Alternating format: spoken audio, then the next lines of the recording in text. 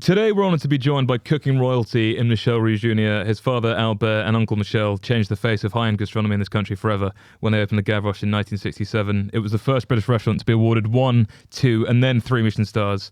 And the London restaurant scene, as it is today, a culinary beacon worthy of one of the great cities in the world, wouldn't have been possible without it. On that note, after 57 years of incredible food, amazing service to this country, why did you decide to close it in January? Oh, gosh, where do I start? And was your father, or would he have been disappointed? No, not at all, because we actually spoke about it, not about necessarily closing, but we were very, very open in conversation. And the one thing that he really wouldn't have liked and would have really been disappointed would be if I'd have sold it to the wrong person, or sold it and just walked away in the wrong fashion. But no, we didn't actually specifically talk about it closing, but in many other ways, yes. Yeah. The reason why, I mean, one of the reasons why the lease was coming to an end. Mm-hmm. So you start asking, what next? Yeah. Lockdown. Yeah. I think everybody during lockdown started thinking, what next? What to do? The meaning of life, all those kind of questions. And then, my age, 64, so I'm not getting any younger. Do I want to sign up for an extra, 10 years, 12 years? And you were still cooking every service, I read. Yeah, I mean... which is incredible. I was at Le Gavroche most nights. Yeah. I mean, most nights. My staff would testify to that. Yeah. So probably not that I needed to be there, but because I enjoyed being there, yes. So... And I think that was part of the cachet and part of the success of Gavroche was that I was 9 times out of 10 I was there. Likewise, when my dad was working, he was there most of the time. So loads of reasons. My daughter doing really well in her own restaurant with my son-in-law in Notting Hill, Restaurant Caractère. Had a conversation with them years ago. Would they be interested in taking it over? They said no, they want to do their own thing. Yeah. So, lots of reasons, but it was very important that I do it in the right way. But there's no hiding from the fact that we've lost 15 amazing restaurants in the last year alone in London. Noma's going to close over in Denmark. We had Chef Tom Brown, who had Pearly Queen now, but had Cornerstone, Michelin star place, had to close down. It's the worst financial, period ever to run a restaurant, isn't it? Yeah, but you say that. There are many other successes. Yeah. So I think we have to look at hospitality and only the fittest and the most nimble will survive, especially in the independent sector, which Le Gavroche was. But it's if you're nimble, if you can move quick on your feet and realise that something needs tweaking, needs changing, you will survive. But it is a tough old industry. Adam Byatt was at your closing meal, said it was the greatest dinner he's ever had. Can you just tell us what was on the menu? He said the wine was unbelievable, the food was next level. I did spoil everybody, but not forgetting that I was sitting down to eat as well and drink, so I was spoiling myself as well. Rightly so. There was a bit of self-indulgence there. No, I'm not going to tell you what was on the menu and the He gave us a couple of dishes and a bit of the wine, which sounded great. Oh, you don't have to tell us. It was die-hard French classic cuisine. And showcasing the best of Le Gavroche. But, at the end of the day, great meals are not just what's in the plate or what's in your glass. It's the moment in time and the people that are around the table. And that moment in time, that very, very last service at Le Gavroche was memorable for so many reasons. You were only a little boy in 1967 when your father obviously opened the restaurant. Did you get into trouble? Because I can imagine, we had the Spiteri brothers on and they grew up in restaurants. Were you running around the kitchen? Do you ever sort of ruin a VIP's meal in the dining room? I don't think so. No? I don't think so. I mean, maybe not ruin, but ever run into sort of royalty or something? I don't know. Well, actually, there is a story of that. When my dad was working at the Fairlawn Estate, he was the private chef there. And the Fairlawn Estate was owned by the Cazalet family, who were horse trainers to the Queen Mum. So the Queen Mum and various other royals used to come and dine there. And I think I was still crawling, so I was still small, very small baby. And Dad was dishing up lunch with Mum, and I was always in the kitchen at that time because we had no family, and there was no nannies or anything like that. And I must have escaped my pen. And the Queen Mum, and I don't remember this because I was too small. The Queen Mum came in with me in her arms and saw Dad and said, "Chef, I think this one belongs to you." That is brilliant. Charlie Chaplin was at the opening of the Gavroche all those years ago. He loved it so much he came back every day that week, which is quite incredible. Yeah, 3 or 4 nights in a row. Not that I remember. No, but your dishes there, like the soufflé, Suizes and les canons en Gavroche, such iconic dishes in the world of food. Can you talk us through some of your favourite dishes from the Gavroche menu? I mean, obviously. Well, I mean, I was sick to death of the soufflé Suisse. I mean, it really was. It was one of those that every night we would sell probably about 60 soufflé Suisse, cheese soufflés, because it was part of the tasting menu as well. And we calculated that we've sold over 1 million since 1967 cheese soufflés. But I say I'm sick to death of it. Every now and then, eating one, and I'd go, my God, I'm not surprised. It's so popular. Can you talk us through what it is for those who don't know? Yeah, it is a cheese soufflé mix, so a bechamel, egg whites, and then it's baked in the oven at very, very high temperature. So it forms a crust, and there's a light puff. And then we tip that out onto boiling hot double cream that's seasoned with salt, pepper, and a mixture of cheese. So cheddar, quite strong cheddar to give it a bite, Gruyere and Emmental cheese. And then sprinkled with more of this cheese on top, and then put under the grill. So it puffs up again, and you get this lovely golden crust on the top. You dive into it, and it's super light inside because it's the soufflé, and then it's really rich and indulgent because you've got the cream underneath. Yeah. So every mouthful is just a mouthful of sensation. And I, as I said, I'm sick to death of it because I've seen so many of it. But every now and then when I eat one, I'd sit down and eat one, I'd go, yeah, okay, I get it. Yeah. I get it. A couple of other dishes you loved off the menu there, because you must be missing the kitchen now. I mean, obviously you wanted a break from it, but you must miss it, the camaraderie, the food. Yeah, it is. Here's Ben. Sorry, Ben was a bit late. Somebody jumped in front of a train in front of him. Better late than never. Good to see you. I apologise. Yeah, you're stuck in a train, I believe. Yeah, South Western Rail, I'd like to apologise. Yeah, rightly so. Oh, wow. Sorry, I didn't mean to disturb. No, jump in. No problem. We were talking about the cheese soufflé, actually. Yeah. Yeah, the soufflé Suisse, which is special. I've not tried to make one of those today. It's a tricky one to make, especially to make at home. Yeah, you really do need a proper oven to do that, and a proper grill to do it. But no, other dishes. There've been so many, but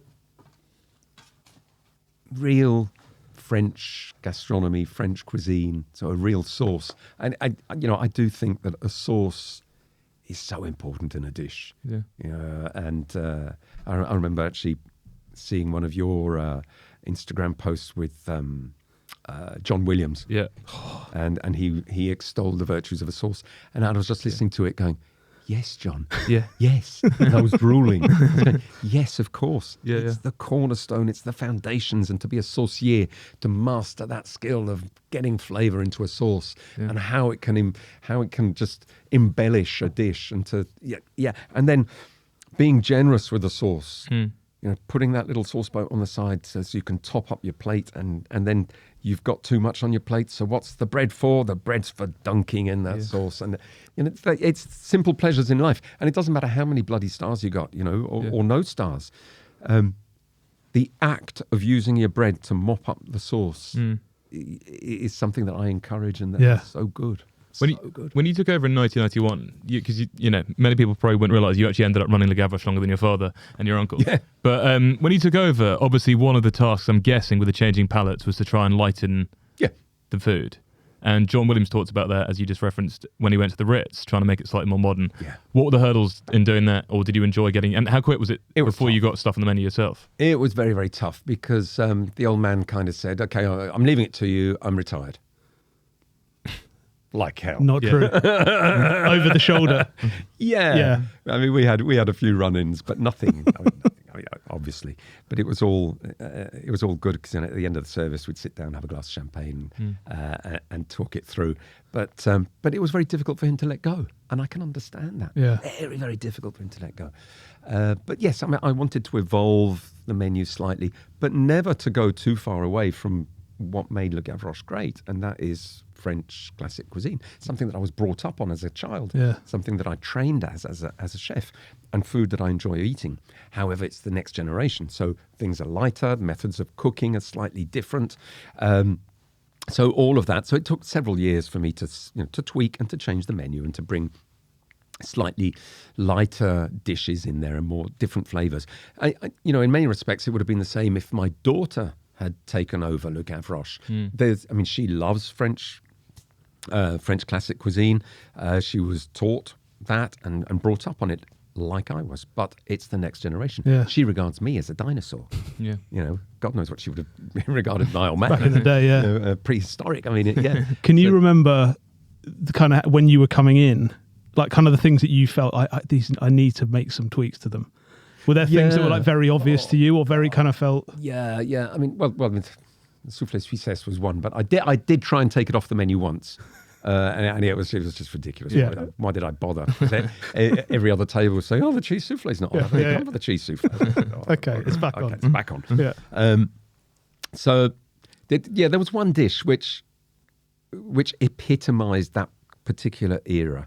It was called l'assiette du boucher, the plate from the butcher, and it had a piece of loin of lamb with its own little garnish and its own sauce, a piece of fillet of beef with its own garnish and sauce, and a piece of fillet of veal with its own garnish, its own sauce. And the plate was separated with pomme duchesse, so potato enriched with egg yolk, a triangle.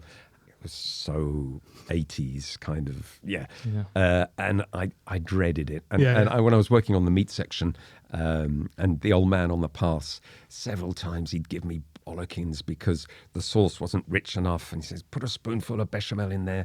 I want to see it rich and shiny." And it was just one of those dishes. When I took over, I went, "Oh God, I don't want to see this. I don't want to cook it. I don't want to eat it. I don't want to see it." So that was one of the first ones that I took off. It sounds like before you, they were still responding to the trends of the day. Because whilst that's classical French cooking, the plating sounded quite the plating was mode. It was sort of more, absolutely, right, absolutely right.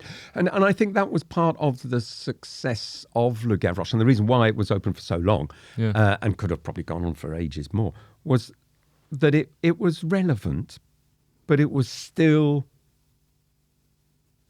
undeniably French classic. Yeah, right, yeah. So moving with the times, not reinventing the wheel, not being silly, not being different just for the sake of it.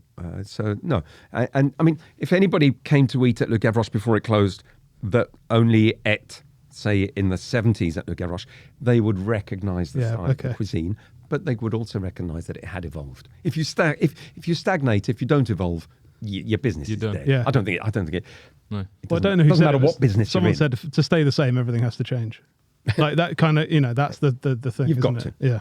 I was seeing a video of you in the kitchen early 90s or late 90s speaking fluent French to everyone. I mean, I know you speak fluent French, but was that something which the kitchen had to pick up back in that time? Or was everyone just French? I'm trying to think. Actually, wow, yeah. Well, there were a lot more French. Yeah. When I took over from my dad, I mean, there were the majority of the chefs were French. Yeah. French or Italian, and then over the years that changed to more British than French or Italian or Spanish. And that's because there were far more good British chefs. Back in the 70s, 80s even, it was pretty rare. Yeah. So no, that changed, and that was a massive change, and for the better. Talking about those chefs, I mean, Gordon Ramsay, Marco Pierre White, Marcus Waring, Pierre Coffin, Monica Galetti, Bryn Williams, we could go on for the hours. list is endless. But we've only got a certain amount of time in the studio. All earn their stripes in the Gavroche. You would and you have mentioned household names there. Yeah. But for each of them, there are hundreds of others that are not household names, but have gone on to do great things as well. Yeah. Tom Aikens' brother. No one really knows him apart from he looks like Tom. But he worked at Le Gavroche and loved his time. You would have worked with all of them or been their bosses. Who was the most naturally talented chef you've worked with? Yeah. it's a disservice to all the others, but I'm going to say Gordon. Yeah. Really? Yeah. Yeah. Just naturally gifted. He was a gobby so-and-so. He used to rub people up. I mean, no end. But just naturally gifted. What does that mean? Is that a palate thing? Is that a kind of being able to sort of just multitask and kind of hold all the information? And what is that? All of that. Yeah, right. Okay. All of that. Yeah. I mean, and you would show him a particular dish or a skill. Don't need to show him again. Really, it's in. It's in. Yeah. His ability to learn, to pick up,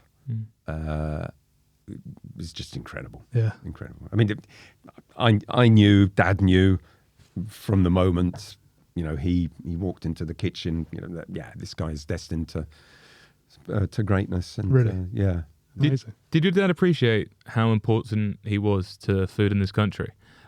Just, a reference of Marco Pierre White, a whole chapter on him walking around London until Le Gavroche opened its doors so he could get a stage there. I mean, did your father really appreciate how important he was? Oh, definitely. Yeah. Yeah. I mean, along with Marco, along with Gordon and all the other names that you mentioned. And likewise I did too, because I was at the coalface with them. Yeah. And when you see guys like Gordon, Marco, Marcus, Monica, Bryn Williams was another one, Stephen Terry, and so on and so forth, Roger Pisey, the list is endless, and I've missed out so many. Yeah. But when you're working with them, you can see there's something special about them. Really, really special. What was it like working with Marco? He didn't actually work. I didn't work very long with him. Okay. I worked very, very briefly for a few weeks at Gavroche, which was the old Gavroche in Lower Stone Street, and then a few weeks when I was covering for pastry chef at Le Gavroche. A fiery character, but my word, what a talent as well. I mean, what a talent. And did your father enjoy Harvey's? Did he like to go over there and eat or not? Yes, I mean, I went there, Yeah. God knows how many times as well, Yeah. because I live in South London, so it was literally walking distance from where I live, and it's a great place, absolutely. And I loved Marco's food then as well. I think it was more Marco, it was more free flow, if that makes sense. Yeah. When he got to that second and third star, it was more rigid, but there at Harvey's, he was expressing himself, and he was cooking out of the heart, and it was Quite loose. It Not was, loose, but yeah. it was beautiful. Robin Gill was talking about the importance, the magic of a building. Obviously, he had the dairy in Clapham, you would know well. Yeah. Oh, God, yeah. And that now still lies derelict. That's so sad. I drive past it and walk past it nearly every day. Heartbreaking, and isn't I it? think, for God's sake, I don't know what the full story was with his landlord, but it sounded pretty abysmal. Sounds like a But I was just thinking, because Harvey's obviously became Chez Roux, which is obviously an incredible institution and an amazing restaurant. Is there anything going to happen with Le Gavroche? Like, will the magic be passed on? Or do you know what's coming next? Maybe it's like an estate agent. I don't know. I mean, to be honest, it's not my problem. No. True. Although it's still kind of my problem, because we're still going through dilapidations with the with the landlord. But that aside, it's a great spot. It's a beautiful spot. It's in the heart of Mayfair. Yeah, it's extraordinary. It's got a great legacy. So whoever does come in as a restaurateur, and there will be another restaurant there, could kind of ride on that, sort of coattail. They obviously can't use the name Le Gavroche, can't use the name Roux either. No. But it's a good little PR story for whoever goes in there, taking over, the basement there. Yeah. It's not easy, because the restaurant is in a basement. Yeah. And that's never an easy, draw to get people to go downstairs to eat. But we managed it. We did it. It's great premises. Got a lovely kitchen there. So, good luck to the next person. Le Gavroche was listed in the Guinness Book of World Records as having the most expensive. As having served the most expensive meal ever. This is back in 1997. It was 20,000 euros at that point, which is the equivalent of sort of 41,000 after inflation today. Yeah. But I believe you saw that record beaten, right? Oh, it was smashed a few times. Go on, tell us through it. No! Oh, come on. No! I'm very, very discreet when it comes to that. Very discreet. But it was smashed quite a few times, actually. But and also not by Gavroche. There's been some ridiculous. How do you do that? Is it all a lot of it's wine? Yeah, most of it's Oh, wine. it's all wine. Yeah. Yeah. Right. Yeah, because your wine sold at Christie's for 1.9 million alone when you sold. So that was the wine cellar. and the art. So there was a lot of art. There was silverware and such like. We also auctioned a dinner at Christie's for 6 people for hospitality action, which went for a very, very big sum, 15K, which I thought was wonderful. So, that's amazing. So, yeah, it wasn't just wine, but there was a lot of wine as well. Did you ever have any... Did you buy any? I wish I could. I went to the auction just to watch, but sadly not. I got outbid. Yeah, it was wonderful. Did you ever have any nightmare customers? I mean, obviously, I can imagine you had a couple of people who like had an amazing meal, then tried to dine and dash, but it's quite hard out of a basement. Oh, dine and you dash. had your maitre d' like tackling them. Yeah. But do you have any sort of nightmare customers over the years? Of course, we have. Yeah, like any other restaurant, you have guests which are unruly or rude, and or maybe have had a little bit too much to drink, but you have to deal with that. That's the joys, as it were, of running a restaurant. Yeah. Did you come out from the kitchen to deal with that, or would you be? Out of the 34 years that I was at the helm, I've only ever had to eject 2 tables. Really? So hardly any. The managers on one of my nights off had to eject another table as well. But So how does it get to a point like that? Well, it's rudeness. Yeah. Yeah, Then being rude to your staff. Yeah. There's no call for it. Rudeness, swearing, being leery. Yeah. There's just no call for it, no need for it. You're just spoiling other people's dinner. So yeah. Someone I can time to leave. Yeah. Someone I can imagine who wasn't rude was the Queen when she celebrated her 90th birthday there. I mean, you've had an incredible amount of honours as a chef, but that must have been quite an honour. And what did you cook for her? Because John said when he cooked for her, she had quite a simple... Yeah, very simple. Yeah. Do you remember what was on the menu? Or? Yeah, well, there was lamb. Yeah, roast lamb. The starter was a smoked salmon-based starter and soufflé. But yeah, that was special. Really was. Very, very special. And it was a small corner table of the restaurant, but we were told not to close the restaurant. It had to be a proper evening.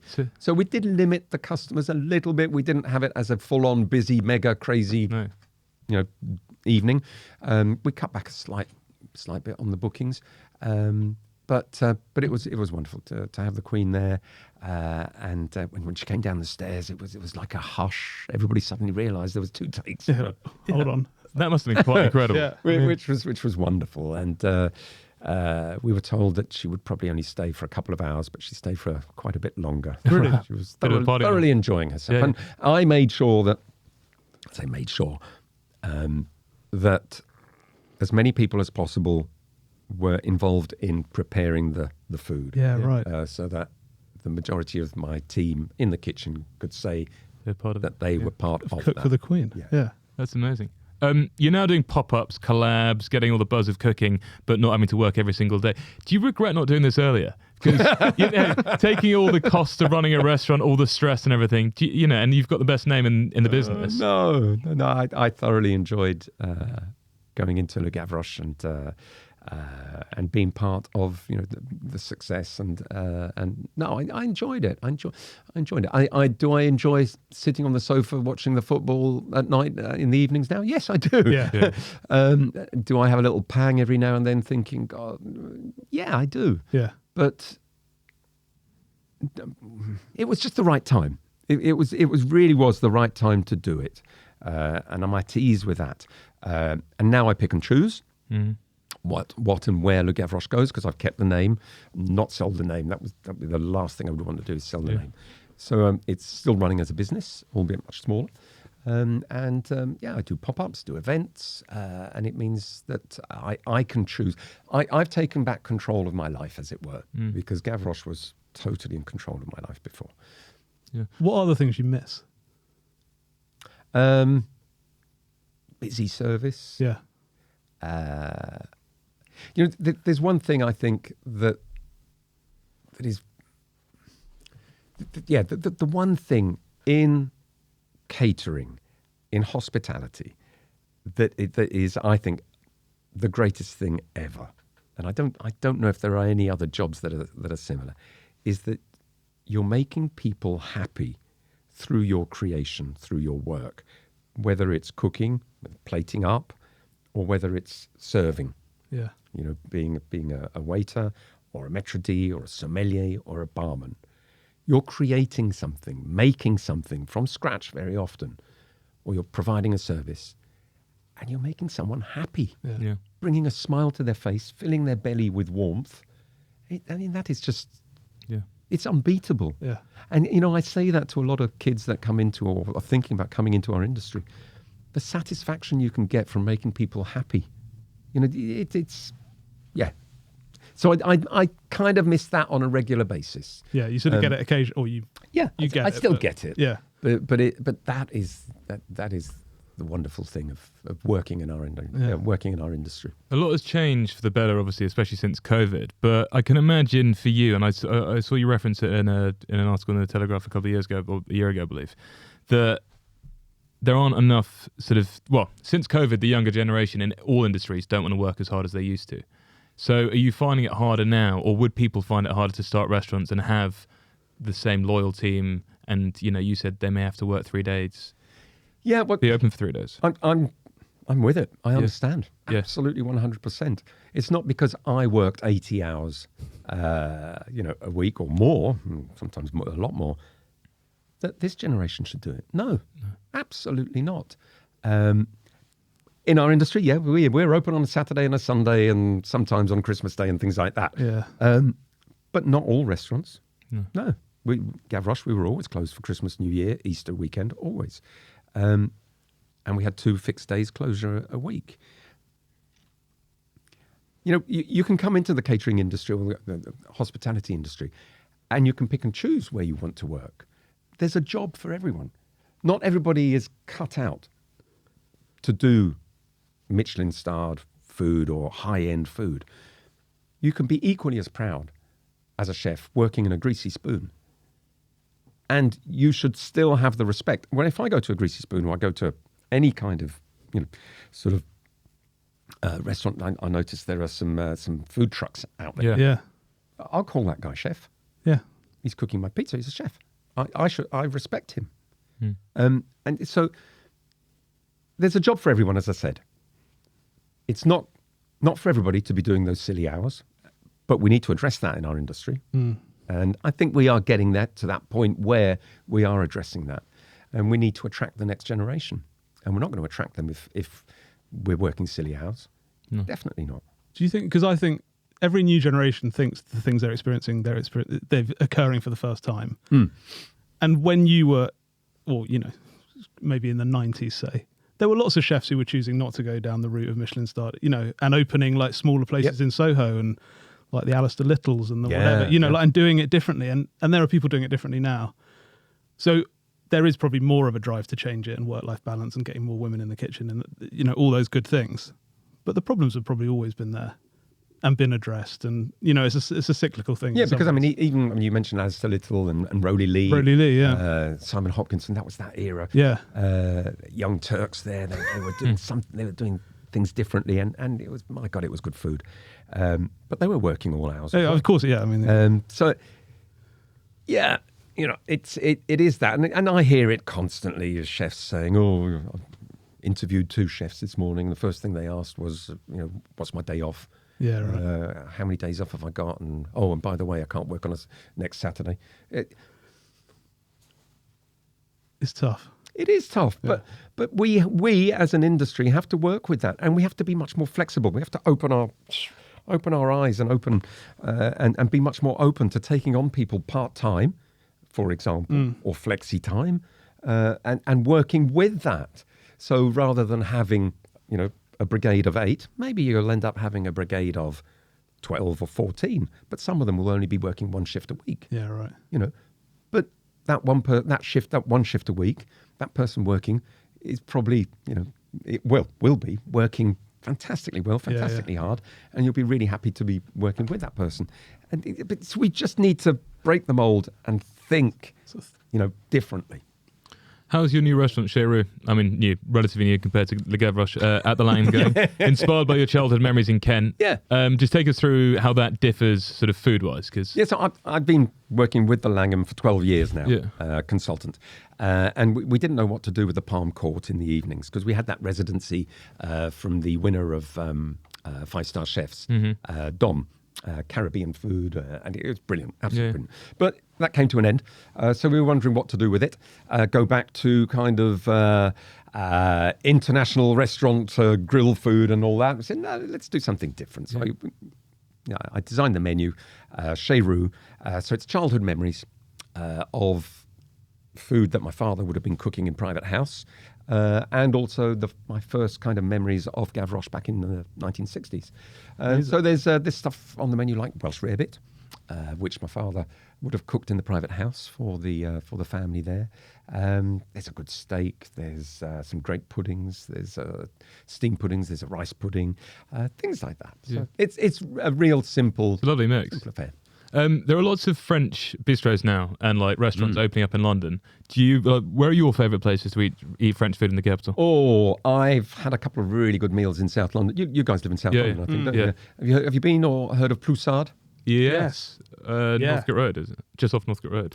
It's Northcote Road, the road that goes up from Northcote Road. Yeah, very, very good. I've had 3-4 meals there now. Wow. Really enjoy it. Small restaurant. It's just a corridor.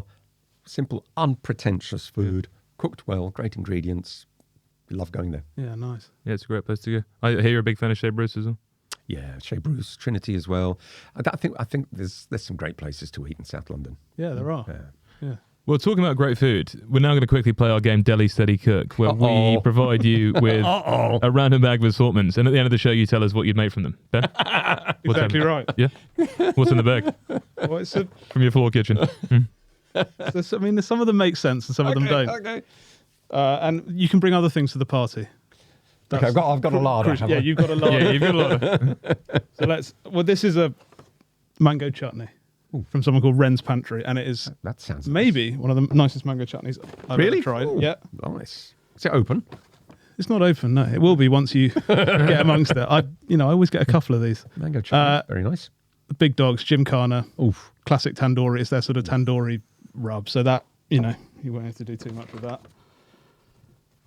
This is just a really nice garam masala.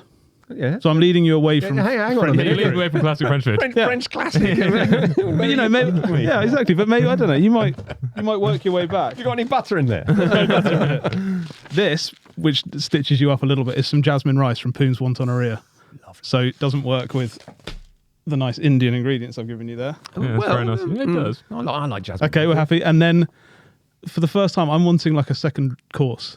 Ooh. So I've got you, this is French, Mada praline spread. I'm intrigued to see what you might. I mean, to be fair, you might be Got a able to red, use that. red, white, and blue flag on it.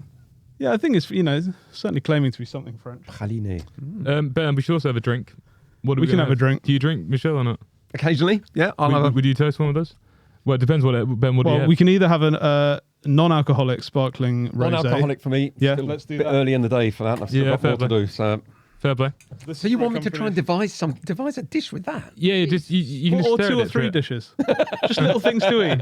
Yeah, home cooking. And you And- know what I've done. What? You've forgotten something. Forgot my bottle opener. Maybe I haven't got George one. You chat amongst yourselves, man. You chat amongst us. Michelle, your grandfather was a charcutier. Your father and uncle renowned chefs. 16, you're sent off to Paris to be a pastry chef. Is that like the classical first profession to learn in the kitchen? Like being a pastry chef, is that slightly like because your father did it? Is that a good place to start? Yeah. Is what I'm trying to say. Or? Yeah, absolutely. Because when I got to the ripe old age of 16 and I'd done my O levels and I did all right at school, I didn't want to carry on. I didn't want to go and do my A levels or go into university. I wanted to work. Yeah. And my father and uncle recommended that I do a pastry apprenticeship first because it teaches you the rigors of working methodically to a recipe and that certain discipline that you have being a pastry chef. You then managed to wangle your way out of conscription because you obviously went back to Paris. How did you firstly manage to wangle your way out of conscription? And then how did you end up at the Eliz Palace cooking for the presidents and prime ministers of France?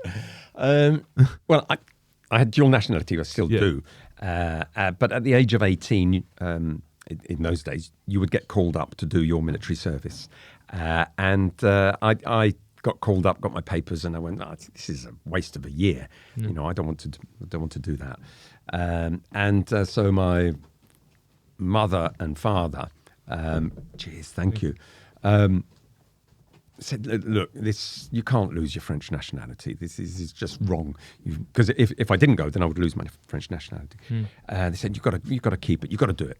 I said, yeah, but it's a waste of a year, training to be a soldier. They said, well, listen, we know a few people in high places. You wouldn't be wasting a year because you would end up being, a chef, either in one of the high places or in an officer's mess. So it wouldn't be a waste of a year. So I thought, okay, I'll do it.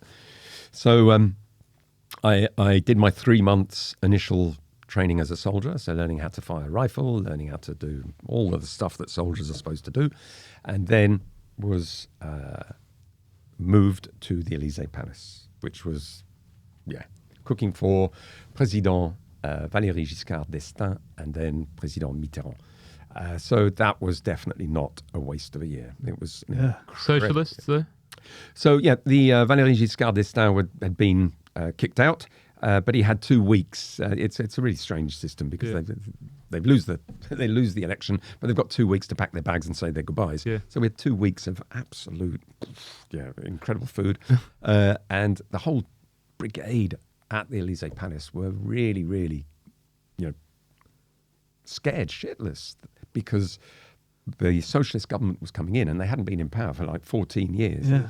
And they thought, no, this is terrible. The socialist government's coming in. It's going to be chicken and chips, sandwiches, beer, and it's going to be, it's going to be terrible. The food is going to be, we're going to be out of a job, basically. Yeah. And it couldn't be none of it further than the truth. Really? They loved it. Absolutely. Well, of course. Like every French, they love their food. They're right, they're French. Is it? And not only that, but they had a bit of catching up to do. Yeah, right. So it was incredible. It was a year of seeing abundance like I'd never seen before as a young chef. So would they have like a 3-course meal for lunch and supper every day?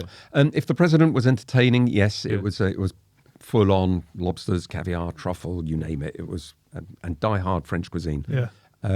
But we also at the Eliz Palace were feeding all of the ministers as well and their secretaries, and the menu there again was always based on French classics.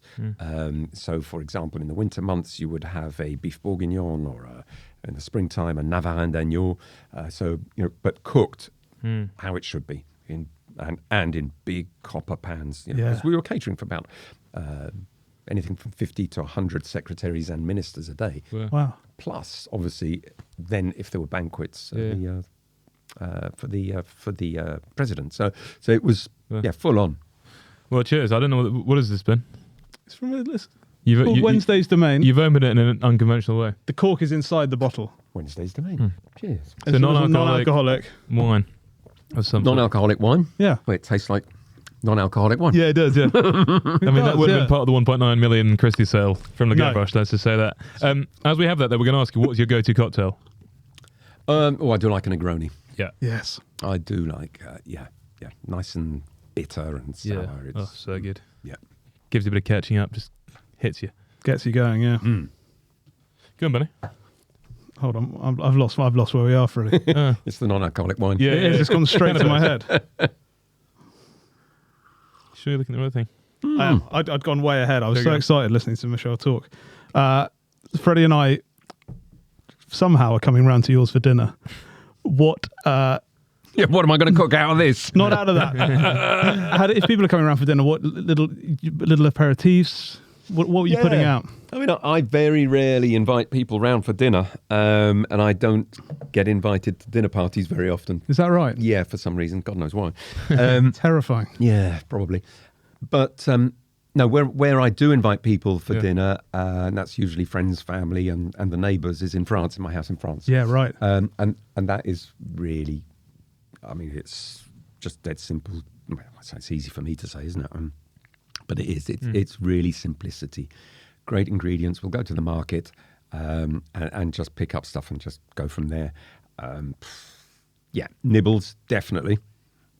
Champagne, normally. Yeah. When I'm in France, it'll be a bottle or two of champagne, or the local white wine or rosé wine. Mm-hmm. Yeah, brandade de morue, so fish, salt cod. Delicious. We love brandade. Or acra, so salt cod again, bit of spice, and deep fried. Yeah, just nice, salty, savoury. things to start. Get the palate going. Saucisson, obviously. Of course. My house is in the Ardèche region, and they make, I think, the best saucisson sec. Yeah. So yeah, something like that to start. Nibbles with the drinks. Very often when I'm inviting people around to my house in France, there's no starter. It's just a big main course, and very often sharing. I don't plate up when I'm at home. Nice. It's brought to the table, and we help ourselves. So yeah, one dish that springs to mind is a slow cooked shoulder of lamb on the bone. Actually, come to think of it, That's what you're going to do there. Yeah. Here we go. Here we go. Yeah. Easy. Slow cooked shoulder of lamb, and it's brought to the table, and it's got that lovely aroma and steam coming out of it, and you just don't need a knife. You just Soft. comes off with that. And if it's in the summer months, it'll be a proper classic ratatouille to go with it. Slow cooked and always cooked the day before. Never ever eat a ratatouille on the day you make it. Chill it down the day before. It's so much better. So yep, Just everything gets to know each other. Is that the and then yeah. things like that, and Okay. and Delicious. good roast potatoes with loads of garlic. It's simplicity. It's just great ingredient. Yeah. The French markets are still so important to France, aren't they? I mean, when you go, I lived in near Carcassonne for a bit, and like you just walk down there every weekend, and it's just amazing. I know you're obsessed with rotisserie stuff over there. Very much so. Yeah. Yeah. Rotisseries in markets. Yeah. In the van, in the back of the van, brilliant, with the aren't they? potatoes, and you just and The then potatoes are soaked, drenched in the chicken fat. Terrible for you, I'm sure, but Bloody just good, so though. good. And then there's always fresh vegetables, and you're basically done. Yeah, everyone's happy. Couldn't agree more. Yeah. And I mean, the village where I live, the market there is on a Thursday. Yeah. And there's a really good fishmonger, veg from the village. So there's no more than about 6 or 7 Yeah. people selling their wares. But it's brilliant. So that's on a Thursday. Village next door is the Friday. Next door to that is on a Saturday. So there's a market every day of the week. We only go to supermarkets for your loo roll, detergent, things like that. Yeah. Very rarely do we buy any food, as it were, in supermarkets. We buy it in the markets. Yeah. And the local butcher down the road is brilliant as well. Young guy, very passionate. So yeah, it's Yeah. Proper. yeah. You're obviously British and French. Now, London versus Paris, two great food cities, but London offers you so much. Whereas I was living out in Paris last year briefly, and like Paris, there was one Korean or one non-French place I could find within the, sort of 50-minute walk either way. Yeah. Why has it not been penetrated? I can understand historically why, but like nowadays, are you still surprised that it's still so French? I And think which is the greater food city? Sorry, I'll double up that question. yeah, no. I think London can rub shoulders with any other capital city in the world when it comes to gastronomy, and it probably is better than you mentioned Paris, but other cities as well when it comes to diversity and choice, and not just choice price point, but choice when it comes to food delivered. There are so many great local ethnic restaurants around London. I mean, it's mind-blowing that you wouldn't find, or that you can't find in Paris. Although that has changed over the years. And much to my chagrin, I see less and less traiteurs, charcutiers in Paris, and more sushi joints, places like that. There are a lot, Which I think really It's a shame to Paris. see. There should be some great traiteurs, charcutiers that are selling French classics that you can grab and go and eat. The great jambon beurre, just one as an example. best thing in the world. A really good baguette, freshly baked, some top quality butter, proper ham, not industrial ham, proper ham, maybe a smear of mustard or cheese if you fancy it. But that is it. That is. Do you put cornichons in yours or I not? don't know. Ooh. I just like the flavour of the. That's Really? it. Yeah. I like the pickly sort of explosion. Yeah. But no, that's just me being weird. Yeah, not for me. Is that a generational thing? Are the younger generation just not interested so much in kind of in taking over or carrying they on with see it those as old traditions? school, Yeah. which is such a shame. Such a shame. So, yeah, the food scene in Paris and in France in general has changed, and there are far more now. Burger joints too. Yeah. I think I'm not mistaken in saying that France is the second biggest market for McDonald's. Wow. It's Really? massive. I mean, they used to and still do occasionally burn them down. Especially in the south and southwest. But no, they have taken over. It's just incredible. Yeah. Away from cooking, obviously, you became incredibly well known on TV through MasterChef, The Professionals. How come Gary Lineker can sell potatoes and you can't? Yeah, Potato Gate. It's actually understandable. It's called editorial policy, or Ed Poll, as they call it at the BBC. God, they shortened that. And for many years, when I was I wasn't at the BBC. I was working with the BBC. Yeah, and I heard this Ed Poll. I thought it was Ed Poll, as in Edward, A bloke. Yeah. It's not. It's editorial policy. So Gary Lineker can advertise for crisps and potatoes because he's known as a footballer. He is a footballer and now a football pundit. Yeah. He would not be able to advertise sportswear, for example, or footballs or anything pertaining to his career. I could advertise cars, cosmetics, but nothing that relates to food or restaurant. Right. But it was a messy breakup. Come on, let's not try and hide it. It was. It was. Yeah. And a surprise to you, or like was there? Yes. I mean, I understood. Yeah. But I don't think it was right. I still don't think it was right. But I understand. What really tipped me over, what tipped me over, was that, because I had meetings with the BBC. I went all the way up to the top, almost. Was to the point that they were saying, if somebody on MasterChef got to the final and used one of the potatoes that you were advertising and the other one used a different kind of potato, it would put you in a position that you would Stop it. Ridiculous. So I said, guys, you're questioning my integrity. Yeah. You know, no. It's. I'm sorry. No, I wouldn't. It wouldn't even. No, cross your mind. So I said, that's it. That's balmy. I said, I'm walking. Yeah. Must be quite annoying though, because you obviously made that show huge, especially the Professionals version. Like you made that, one of the number one shows on TV, and then suddenly you're gone, and they're still benefiting from all the work you did. Do you ever? No, I don't. Have you watched it since or not? No. I don't see it like that. No. I don't see it like that at all. I started it with MasterChef and the team there and the crew there, Karen Ross and the production company, and I absolutely adored it. And we grew it, and it got better and better. I think I did 7 episodes or 8. I can't remember now. But yeah, when I walked away, I mean, I left on good terms with MasterChef, the crew there. In fact, they asked me, they said, can you recommend somebody that would fill in, that could do it? I recommended Marcus. Yeah. I brought Monica to it as well previously, a couple of years before that. No, I'm very proud of what I did at MasterChef. I'm still in contact with most of the winners. Yeah. In fact, I employed a lot of the winners. Yeah. For me, I saw it as great TV, yes, obviously, but I saw it also as a way of mentoring and a way of trying to help these kids achieve their dreams, which in many cases they did. Mentioning Marcus, I'm just thinking because of the 90s chefs there. How did Le Gavroche manage to sort of steer clear of any of that 90s craziness, like you read about through Marco, Gordon, Marcus, all the lot? Craziness in what sense? Was sort of beef in the kitchen, people complaining about conduct, stuff like that. Sort of rock and roll stuff. Yeah. Oh yeah. I suppose there was a bit of it. Yeah, of course there was. I mean, it was the way it was.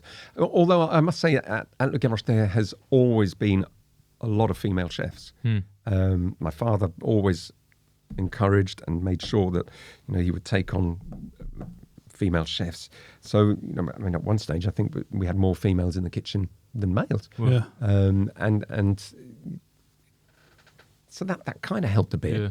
Did it being a family, it was a family-run place? I know it's it's different. Extraordinary family-run place. People do think of Gavroche as not being a family-run business. It was. Oh, really? And it was a one independent restaurant and family-run. Yeah.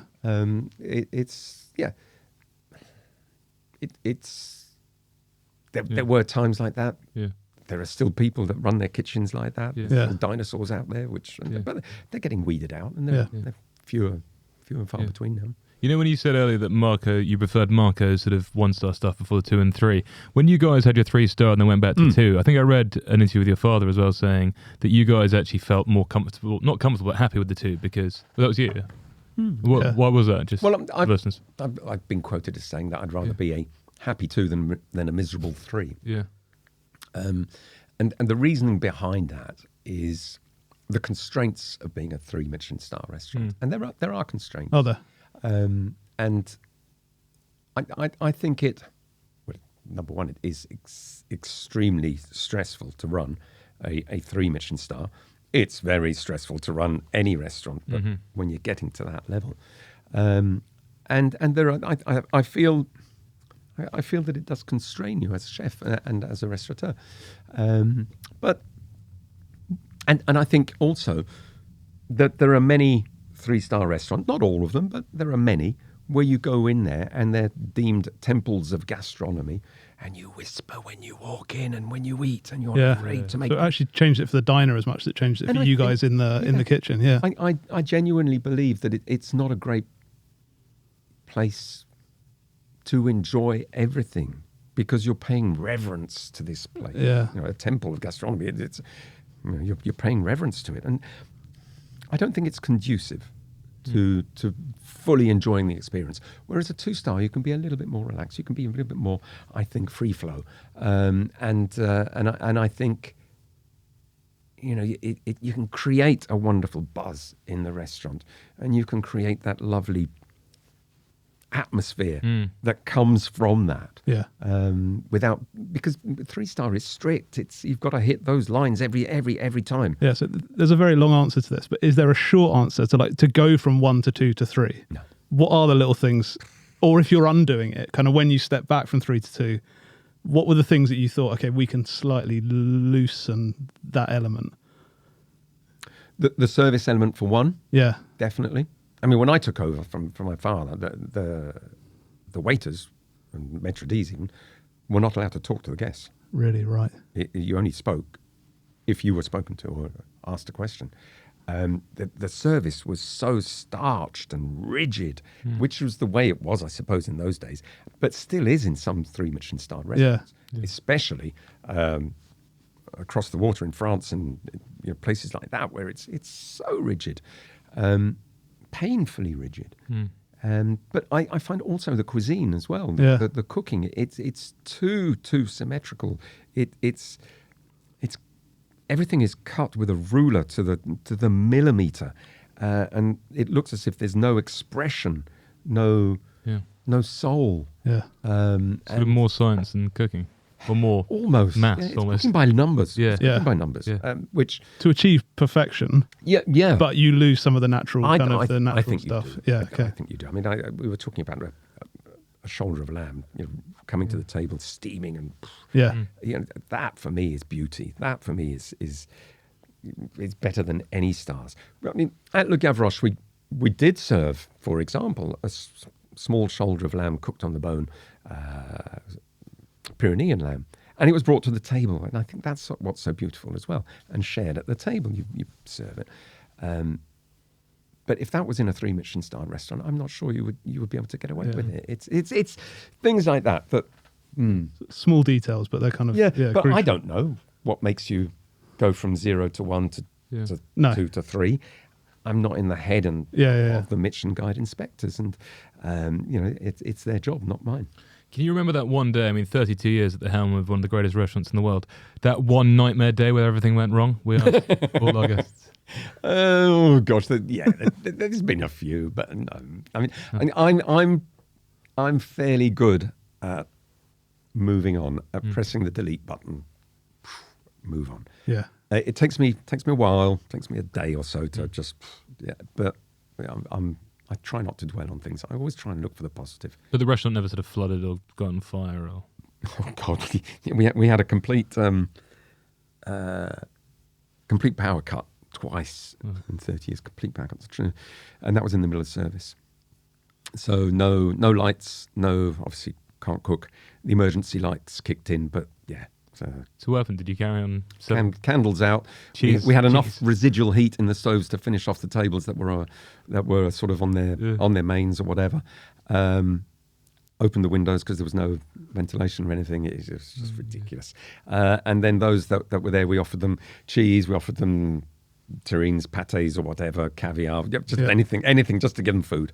Yeah. I bet you for a lot of those people, it was sort of one of the most fun meals they ever had. As in, to be part of that. Oh yeah, because a lot of them came back, the following year or the following month. I said, "Oh, do you remember that night?" Yeah. That's So amazing. but we've, was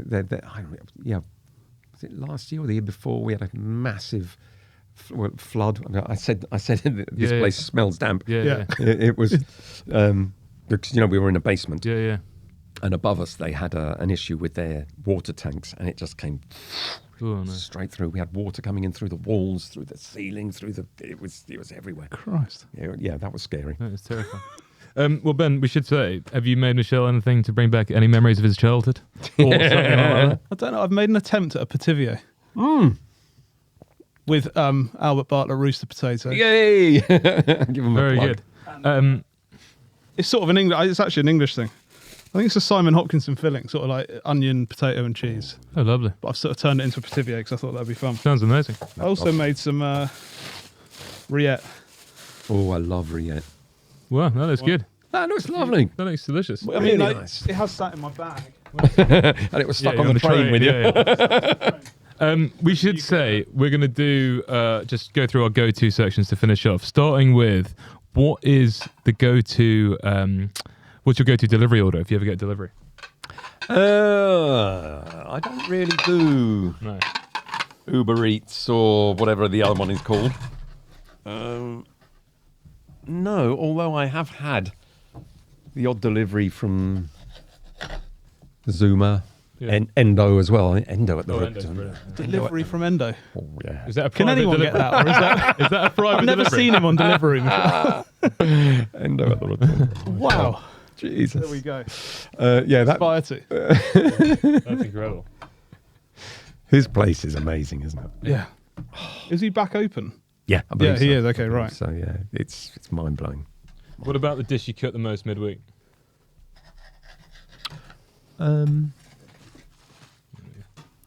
Dish I most cook midweek. It's a difficult one, that one. I think my go-to Yeah. fast food at home is eggs. Anything to do with eggs. I love eggs, and they're so versatile. And you can chuck anything in an omelette or scrambled eggs or fried egg. Yeah, true. And they're nutritious. They cook in an instant. And like I said, you can put anything. The eggs go with everything. Away from French food, what's your sort of go-to cuisine that you would, if you're cooking outside of the canon? Look, I'm a trained French a French chef, and that's my go-to. Yeah. I don't profess to know anything about No. Indian food No. or Chinese or anything like that. I do dabble, like everybody does, I Yeah. suppose. But not to the level that you might No, of course. be willing to talk about. No. How's that, lovely, Freddie? man. Very That good. looks There's a great. thought there. And smells lovely too. Does smell good, isn't it? So what have you got in it? What's in there, Ben? Just potato, onion, a little bit of celery in the onions, and some very, very nice cheddar. I was going to say, there's a nice kick of cheddar in Yeah. it. That is delicious. Quite good, right? I was lovely. pleased with that when I... Most chefs get insulted when we ask them about meal deals. Are you the same? I can imagine. We've had What to was that question? Most chefs get? Get insulted when we ask them about meal deals. You know, like a sandwich. Meal deal? Yeah. We've had to explain them to a lot of people. Yeah, most people. Have you ever I've had a only meal just deal? found out recently Yeah, what a meal right. Okay, deal there we is. go. Yeah, fair play. We're probably going to take that off No. the list. Oh, Especially I getting sort of chef. like it. I like seeing people get confused by what a meal deal even is. I mean, it's total foreign language No, okay, meal right. deal to me, so no. But this to me is a meal deal. This is a meal. I wish that if they sold little slices of this at the station. That's when I get a meal deal. I'm going on a long train journey. Yeah. What's your guilty pleasure? Or I mean, I think guilty pleasure is the wrong word. What's a It dish is. that like cheers you up? I never get that question. How can you be guilty out of something that really gives you It's pleasure? pleasurable. Yeah, yeah. Especially when it comes to food. I love chocolate. Dark or? Yeah, dark. I love chocolate, but I cannot abide confectionery, sweet, cheap confectionery. It might sound snobbish, but any of that, those bars. Not What about carambars? They're so fucking good. Come on. No. They're French. What is a carambar? Those little tweed. Yeah. little Oh, twiddly the ones. French kids. That's Yeah. Right, yeah, okay. It's too sweet. Yeah, No. too sweet. They Fair are play. horrible. And anything that resembles and looks like chocolate but actually isn't, Not good. can't stand it. But give me a piece of chocolate. I eat chocolate. Yeah. So what would you be taking off the shelf chocolate wise? There's a little chocolate shop not far from where I live in France. A family-run business called Morin, Morin. Morin. He makes ganaches and chocolate for Pierre Gagnère. Oh wow. It's a tiny little family-run business in the middle, and I mean in the middle of the sticks. Yeah. And I go there quite often. I was there a few weeks back. You can smell the chocolate before you actually see the place. Amazing. It's mind-blowing. Wow. He buys all his beans from all over the world and makes his own chocolate, his own ganaches and everything. And we go there every time we go to France, and we stock up. He makes, I think, the best cherry liqueurs that you've ever tasted. Wow. He grows his own cherries, marinates them, and then when they're ready, dips them in super dark chocolate, and still got the stone in. They are mind-blowingly good. And the way I see it is, it's a great hit of chocolate and sugar, which is good. A little kick of booze in there. Yeah. And the cherry is part of my 5 a day. Very Yeah, much that's so. right. That's very true. Let's move to locations. Starting with, where's your favourite place for a special or celebratory supper? Do you mean if I want to blow the budget? and Yeah. just Oh god, yeah. not Celebrating something massive. Yeah, we're not talking Wagamamas here. We're talking next level. Right now, I've only ever been once. Yeah, That was yeah. about 30 years ago. Yeah.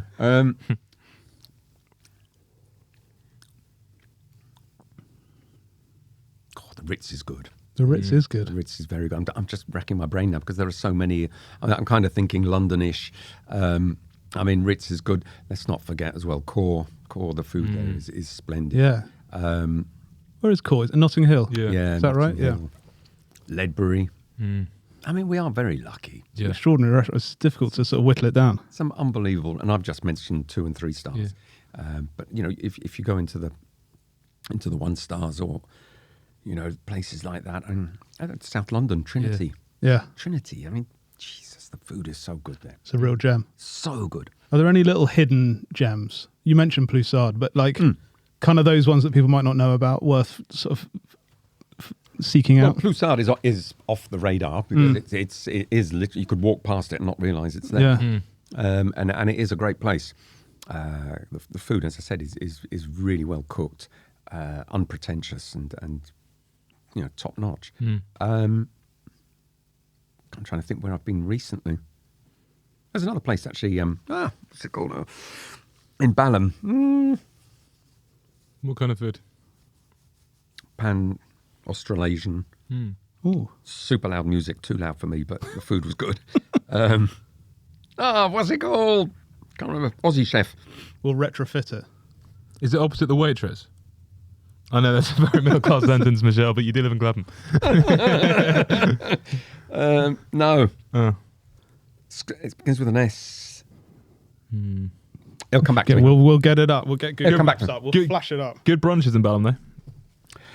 Balham is good. I like Yeah, Balham. Balham is good. Great.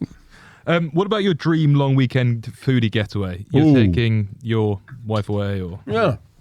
where are you going? What are you doing? Freaky something? Freaky? Oh, freaky Freak scene. scene. Freak Freaky scene. scene. Yeah. There we go. Yeah. Yeah, Good really good. Yeah, really good. Yeah, it's Yeah, good. yeah. That's a lovely. great shout. Yeah. Freaky scene. The music, as I said, the music there is Turn the music down if you're listening. Yeah. actually my age. Yeah, especially when Michelle comes in, please. It's just like too loud for me. Yeah. But the food was really good and great service. Really, really young, energetic. Yeah. It was really cool. Yeah. Anyway, where would I fly to for a couple of days foodie destination? This might sound a bit odd. Yeah. You can do it in a weekend, just Yeah. about. Vegas. Really? That is- I didn't expect that. And where are you going? I might drop into Gordon Ramsay's. Yeah. But the thing with Vegas is it's totally different to anything else it's totally different to London. Yeah. But you can eat great food at all levels. Yeah. So there's great street food there. There's great food trucks. But if you want refined Japanese, refined French, it's there. Totally. If you just want good burgers, it's there. And a great show. Yeah. You don't need to, lose your shirt in the casino. You No. just stay away from the casino or you set your limit. But it's a great city. Is that where Le Gavroche is going to next pop up? Oh, you think it's a Sounds teaser? like we may be going to Vegas. Ben, book the flights. Who doesn't want to go to Certainly Vegas? will. Are we Yeah, gonna- who doesn't want to go Do to you Vegas? have space in your private jet, Michelle? Private jet. Well, Jesus. when you get the deal out in Vegas, we're going to be laughing. I think it's time for Deli Dish. It is. What dish are you going to make with these ingredients? Well, And I wasn't trying to stitch you up, I promise you. I just think these are all very delicious things. or is that your shopping for tonight? That's right, yeah, exactly. I'm really intrigued with these. And I think the classic tandoori would be great rubbed into a shoulder of lamb. That on a Actually, no, lamb let's not go lamb. Let's go goat. Oh, yeah, nice. I love goat. Yeah. We eat a lot of goat in France, especially in the south. Yeah, I think that could work. So take your leg or your shoulder of goat, slash it, Rub it in. or give it a good rub down. I'm guessing it probably won't need more than an hour because otherwise it would start eating away the enzymes of the goat there. So yeah, probably about an hour, no more. Yeah. And then I would barbecue it. Oh, nice. Get it on the barbecue, slow cook on the barbecue, so you get a bit of smoke involved as well. Leg of goat probably take about 3 hours, maybe 4. Just gentle, low and slow. Let it all. Yeah. Then this well, that's the mango chutney is going to be served on with the it. side. Yeah. That's easy enough. I'm not too sure what I'm going to do with the With the garam masala. garam masala powder. Maybe a little sprinkle on top of the cucumber salad that I'm making Oh, to go nice. with it. So kind of Rayita style. Yeah. A little sprinkle of that on top. This stuff here, I'm not going to make anything with I it. can go on toast in the morning or something. Correct. There we go. Forget your Nutella. Yeah. This looks like A little praline spread. This look. Actually, I was talking about that chocolate shop. Yeah. He makes the most amazing pralines. He's got almond trees and hazelnut trees. Oh, my God. Makes Well, the chestnut spread in France is the best in the world, isn't Yeah. it? Amen. Oh, Yeah. Jesus. Amen. And then jasmine rice. I love jasmine rice. I mean, you say it's a clash of clash of countries with Indian. I think it's just beautiful. That Yeah, I think it works. jasmine rice. Yeah, nice. Steamed is just beautiful. That A was big bowl of steamed jasmine rice. perfect. Do nothing with it, especially quality rice like that. Yeah, just cook it nicely. Michelle, you've been Perfect. absolutely wonderful. Thank you so much for coming in and sharing your memories. We wish we had hours more with you, but sadly, you got to go do talk sport of all things. But Yeah, that's quite on incredible. TalkSport You're a with, big man, Ben, You talking about big Man U fan? United? Yeah. Are you? Huge victory last night, Michelle. yeah. I shouldn't. It was Barnsley, against, for yeah. God's I know. That dates when we record the episode. Yeah, it kind of does, but we had to get it out there. We had to get it out We're there. going to finish off quickly by saying, what is your go-to three-course meal? Your sort of desert island dish, but we say go to. Go to. What do we say? I'm going to opt for the soufflé suissesse. Yeah, as had I to be. said. The cheese soufflé, which, as I mentioned earlier, I'm sick and tired of. But every now and then, when I do actually eat one, I understand why it was such a success. So cheese soufflé, followed by roast lobster, Oh, yeah. but with lashings of garlic butter. Yeah. And I mean, when you think you've got enough, Yeah. you put more on. Yeah. Perfect. So you can dunk your bread in it. Served with big fat chips. None of these fancy French fries. No. Big fat chips that have been cooked in duck fat, sprinkled with Maldon sea salt. Ugh. And a good sauce bone on the side, a béarnaise sauce. I'm very particular with my béarnaise sauce. I want all the bits left in it. Yeah, okay. Can't stand a béarnaise sauce that has had it passed through a sieve. Yeah. You need all those bits, all the chopped shallots, the mignonette pepper, and all the herbs. Yeah. It needs it for dunking my chips in. Yeah. Dessert, Mum's chocolate mousse. Oh. So quite a light dinner, isn't it? Yeah. Well, you know, Well, it's the man who runs marathons. I mean, yeah. you're allowed that many run calories. it off on an ultra or something. Michelle, thank you so much, guys. Thank you so much for listening. We'll be back again next week. Please leave us a great rating as always. And Michelle, we're going to ask you, what song do you want us to play you out with? Oh, what song? And I can choose anything? Yeah. Nothing. It's a long song. Go on then. We'll only play a bit of it. Sweet Child in Time by Deep Purple. Sweet show. Very nice. Michel Roux, thank you so much for coming on. Those are your go-tos. Thank you. Thank you. Thank you, Michelle. If you can find it. Yeah. Oh, we can find it. Freddie will go deep, don't you worry. It's about 10 minutes long. That's okay.